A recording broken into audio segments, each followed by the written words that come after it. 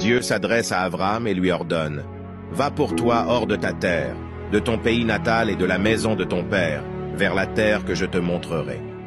Là, dit-il, je ferai de toi une grande nation, et toutes les familles de la terre seront bénies par toi. » Avram et son épouse Sarai, accompagnés de leur neveu Lot, voyagent vers la terre de Canaan, où Avram construit un autel pour Dieu et continue de diffuser le message de l'existence d'un Dieu unique. Une famine contraint le premier monothéiste à se rendre en Égypte. Les princes du Pharaon, voyant la beauté de Sarai, la conduisent au palais. Avram échappe à la mort car lui et Sarai se sont présentés comme frères et sœurs. Mais une plaie frappe Pharaon et sa maison, l'empêchant de toucher à Sarai, ce qui le convainc de la rendre à Avram et de compenser ce dernier par de l'or, de l'argent et du bétail. À leur retour en Canaan, Lot se sépare d'Avram et s'installe dans la cité corrompue de Sodome. Il est fait captif lorsque les puissantes armées de Kedar-Laomer et ses 3 alliés conquièrent les 5 cités de la vallée de Sodome.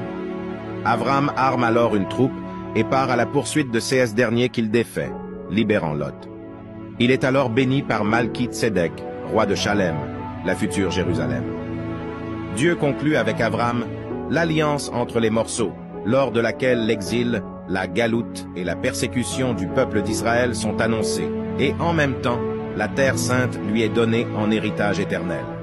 Toujours sans enfant 10 ans après leur arrivée en terre de Canaan, Sarai enjoint son mari d'épouser Agar, sa servante.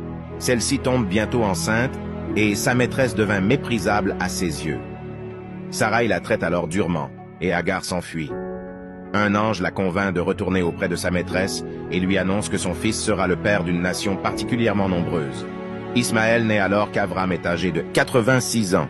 13 années plus tard, Dieu change le nom d'Avram en Abraham, père d'une multitude, et celui de Sarai en Sarah, princesse, et leur promet la naissance d'un fils.